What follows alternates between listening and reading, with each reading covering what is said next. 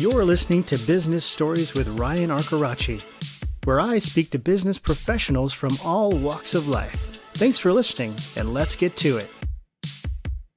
Good day, everybody. We're back, and today I am excited to bring on Mr. Christopher Greco. Christopher is the CEO of Storewise, a technology for retailers and grocers, but he also has an interesting story and a book he's written. So, Christopher, it's great to have you. Thanks for being here. Yeah, Ryan, thanks for having me. Really look forward to the conversation.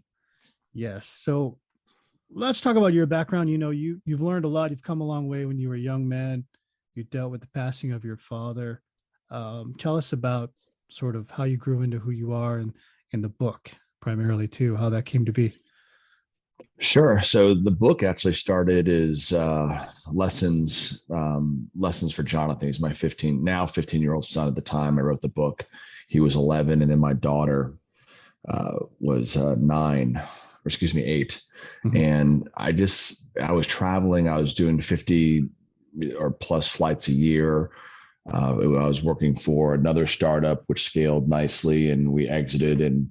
And on those flights, I just was typing away. And after, drafting 50 or so lessons that I want them to, think about as like the emergency brake glass lesson book, it culminated into, 10,000 words and 15,000. And I'm like, well, I think I have a book here. And so I was fortunate to, find a publisher that worked with me to provide structure. And we launched the book, 8 Steps to Overcoming Everyday Adversity in the height of COVID in 2020.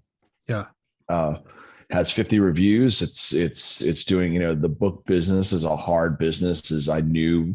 My intent was not to, write it to, as far as a first book to really make it run, but I'm glad I now have kind of a memoir for my kids. Yeah, that's great. I mean, and let's talk about adversity, because I think everybody faces it at some point in their lives. Sometimes you're young, sometimes you're older, middle-aged. But what do you think we can gain from adversity, or how should we look at it? So there's an adage that I've abided to most of my life, which is life is good and it's hard. Yeah. And I think that last part is forgotten. You see life is good on T-shirts, and I'm not digging against the brand, those gentlemen that I think they created a good brand, but it leaves out the fact that, hardship, overcoming obstacles, suffering is just part of the human experience. It Right. shapes you. And anything worth doing is tough. And I know this sounds cliche, but I just think that it's not really discussed, especially in our schools. I challenge both my kids to what the messaging is, and they've gone to both public and private. And I think that is at times it needs to be more. It needs to be promoted more. And I remember before my father passed, my mom told me that it was coming. Yeah. And she, I was 15 at the time. My brother was 11. My sister was 4. Yeah.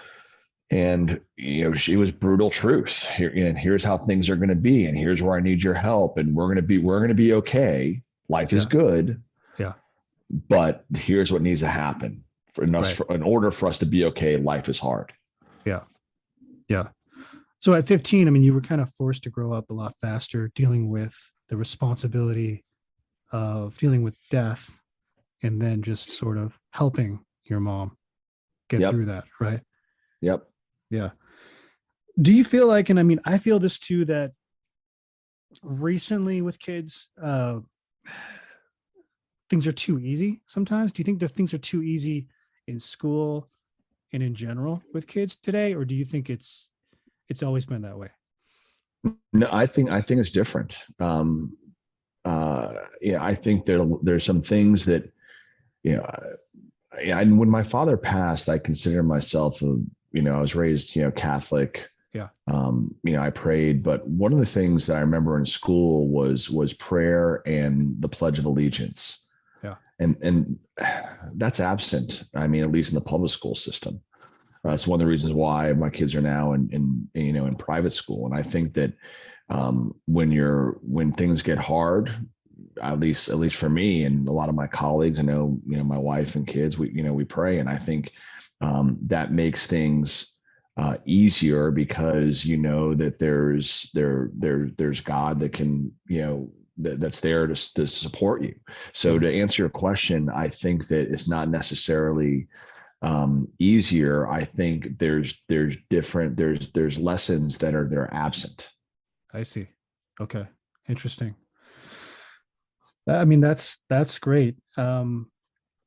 So let's talk about, and one of the things I found interesting when I read about you too was the fact that you've done triathlons and you've done an Ironman. Yeah, I mean, that is, I half mean, a, that's a half Ironman. I gotta pay respects to those who do not only a full Ironman but multiple ones. right, right. There's a big difference between 70 miles, which is what a 70.3, which is what I did, versus 140. Yeah. Um, Big difference. But yes, I've done 4 triathlons and 1 half Ironman.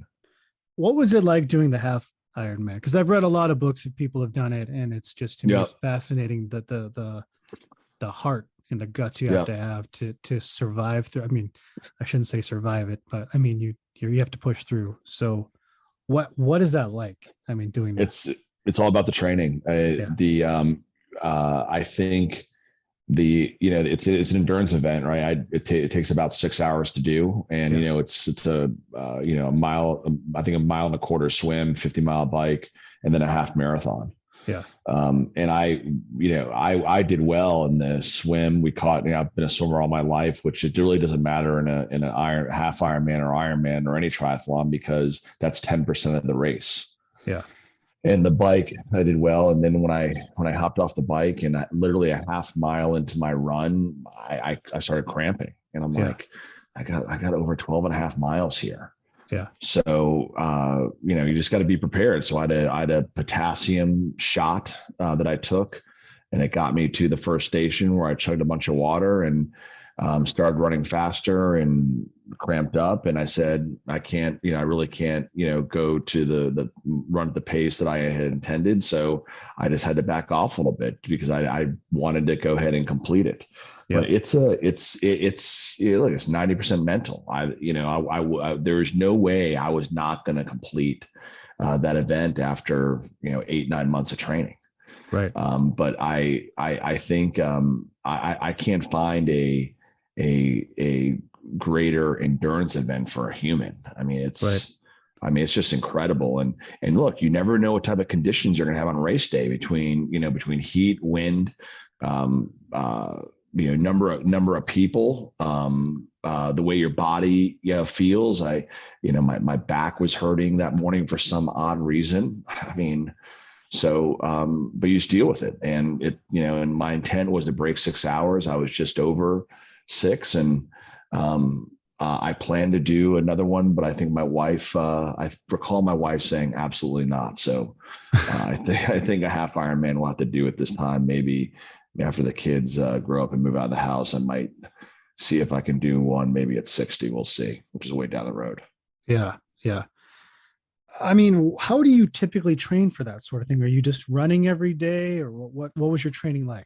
So I was believe it or not, I was traveling quite a bit. I was doing at the time, this was 2017. Mm-hmm. So I was traveling almost every other week. I think that year, according to my mileage account, I think I had like 50 or 60 flights. And I hired a coach, which I highly recommend, especially for a first timer. I mean, it's not cheap, but nothing, few things worth doing are. Yeah. And it would be a ton of hours. I mean, probably 2 hours a day during the week. And then on the weekend, it was 4 to 5 hours a day. And then towards the end, you start doing bricks, where you combine, the swim and the bike, or the bike and the run. Yeah. And then you do some group trainings. And I really didn't train much for the swimming. I had that down. It was getting the strategy down, for the biking and then the running. Wow. When you need nutrition, when you need, especially, water, you would want to test out. This is interesting. All you wanted to test out all the different things that would, the nutrition that would work for you. Like some people, their stomach doesn't do well with gels. Mine was totally fine. Mm. I love peanut butter, so I would do that, and your mouth really tells you when you need to eat or drink, and it Yeah. tells you whether you need something salty or sweet. Yeah.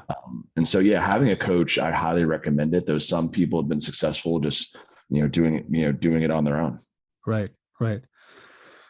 What is the self-talk like when you're pushing through that, right? Where you've got the pain and the cramping.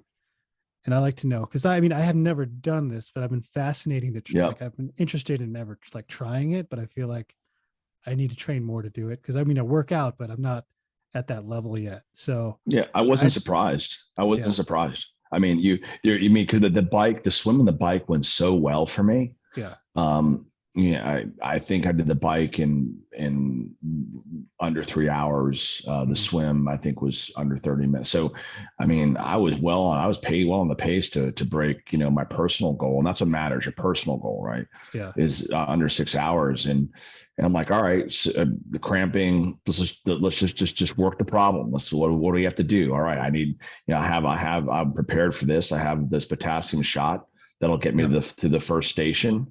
yeah, After the first station, let's go ahead and get this. That's mile one. Let's just get to mile two. yeah, Mile two to mile three.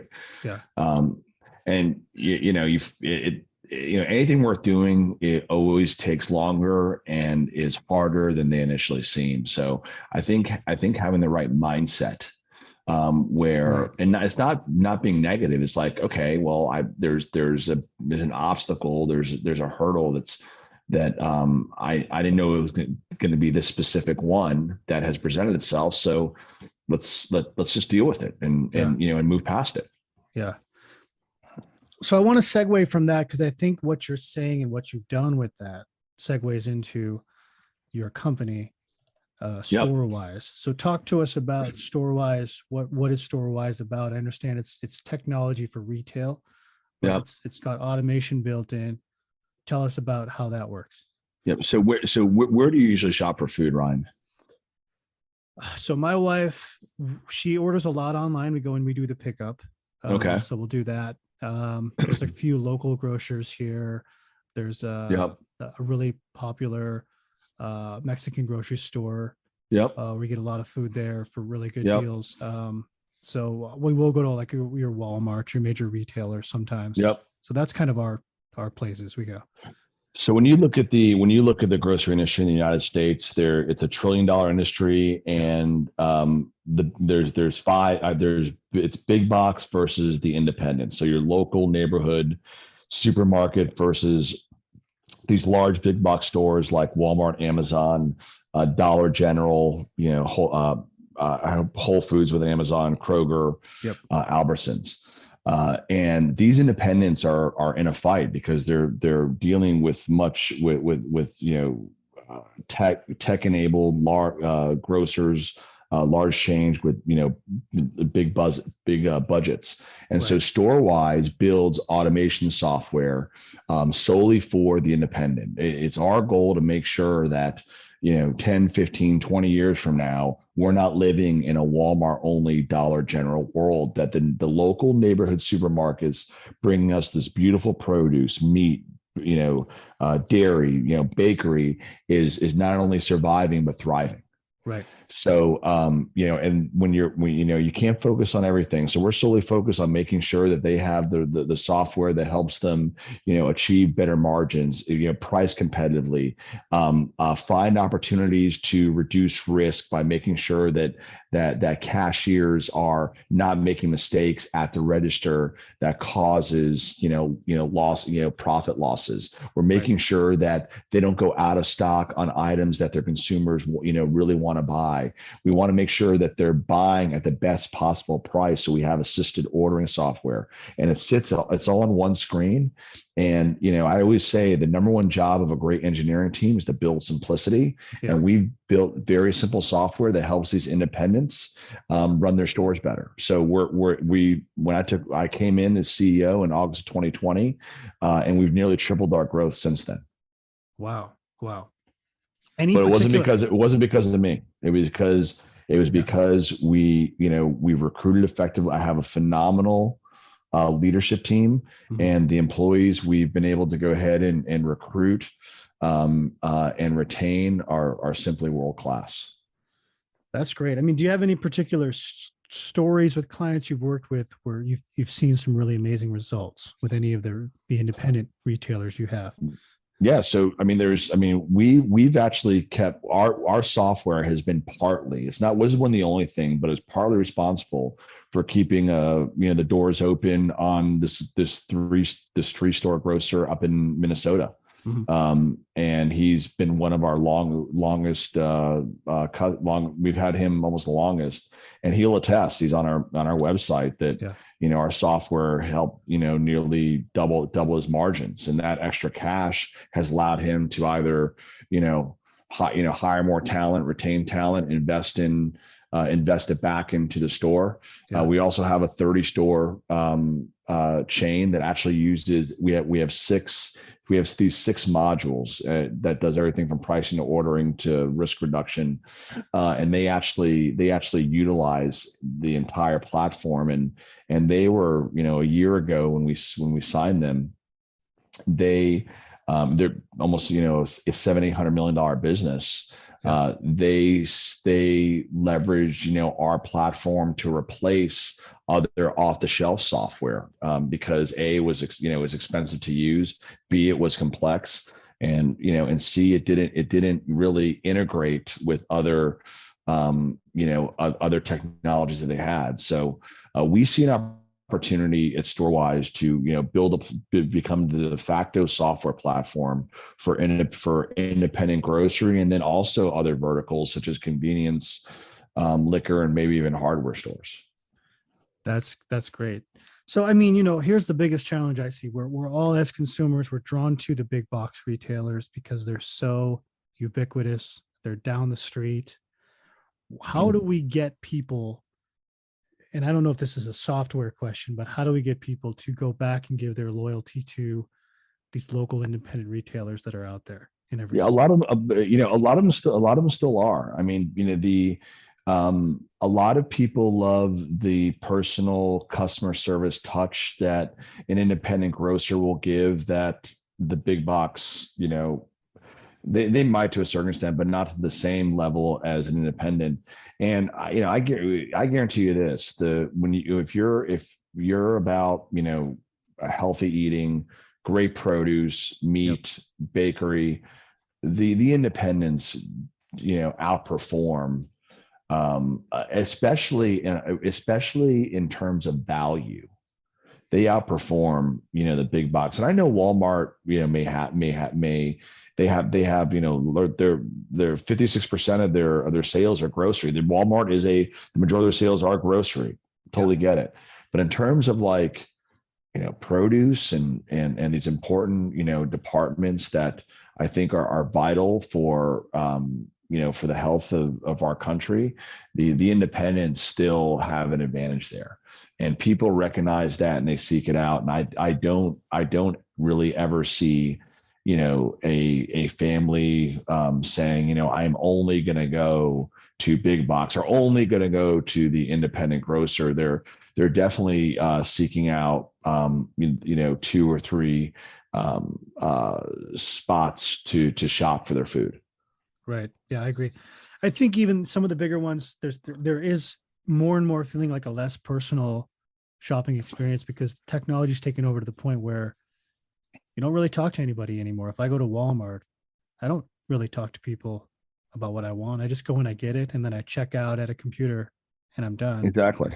And I feel like Exactly. that's a And huge problem. Walmart isn't sponsoring the local baseball team. They're, and here they're not sponsoring or the local ballpark Yeah. or contributing. I mean, the thing there's a bigger universal issue here. These, we don't want to, again, be in a world where it's just, big corporations delivering every service and good that the American consumer needs. Yeah. I love the fact that American Express, focuses on small business, and when you really, I've been in, small business now for the past 15 years. My background's, I do have, big box experience with AT&T, Symantec, and Sprint. Mm-hmm. But the small business is the heart of this country, Yeah. and at some point, consumers, and not at some point, but consumers, will spend a little more, to support small business, but there's also great value, derived from it. So, I just don't see that ever going away. And you would Right. think that COVID would have had that impact, and it did in some industries, but it was great to see the local, grocer thrive. And you can even look at some surveys where people felt safer Yeah. going into a local grocery store than Walmart. And Yeah. Walmart, you can Google this. Walmart saw a decline on the onset of COVID, especially in the summer of 2020 and going into the winter of 21. Yeah. The independent grocer, really did well.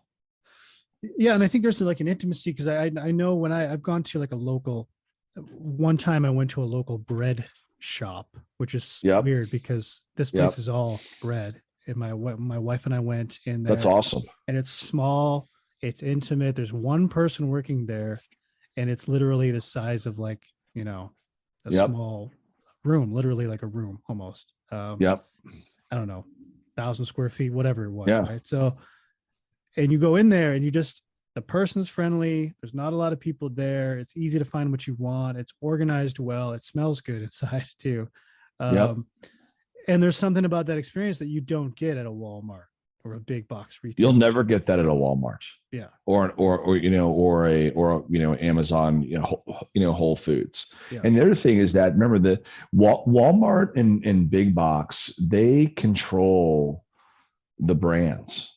Right. If you look at any of the 10Ks or the financial reports of some of the bigger brands, you'll see what percent of their sales go through Walmart. Yeah. And so to keep Walmart honest, you want to have strong competition. You want to have vibrant competition. Yep. And that doesn't just include making sure Amazon is successful, or seeing, not making sure, but seeing that Amazon's successful, or Kroger. But you want to have the local independents, right, because they are really invested in the communities, and local matters. Yeah. So I want to wrap this up, but this has been a great conversation, Chris. I want to ask you one question too. Let's say we're going to go back in time and you're meeting yourself. You're 15. Christopher now talks to Christopher when he's 15. What's the advice you give yourself at that Take stage? more risks. Take more risks. Yeah. Yep. Take more 100%. risks. Yep. Take them early. Yeah. That's great. Well, you have the book too. Tell us what the book is called, where people can find it, and where people can contact you too. Yeah. So it's called 8 Steps to Overcoming Everyday Adversity. It's on Amazon. If you actually just search on Amazon, 8 Steps Adversity, it comes up. I think at the top of the page, it's doing well. And I always say this to any podcast that I do: if any of the listeners, if they buy it, and there's a way to reach me at christophergreco.org, christophergreco.org. Yep. They can send me a note and I'll send them a signed copy. So the copy that they bought, they can go ahead and pay it forward to give to somebody else that may need to hear the message. But it's a quick read. I wrote it with the intention of someone to complete it on a 3-hour flight, which was common for me Right. those years. But yeah, again, Amazon.com, 8 Steps to Overcoming Everyday Adversity. That's great. And where can people find out about Storewise too? Yep, it's storewise.io. Okay. At storewise.io. If you actually just Google grocery trends, Storewise pops at the top. We've developed an incredible blog site. If people want to learn more about the importance of the independent when it comes to food, the food industry, they can go to storewise.io to see it. And I welcome anybody, if there's any grocer listening, to check us out and see what we can do for you.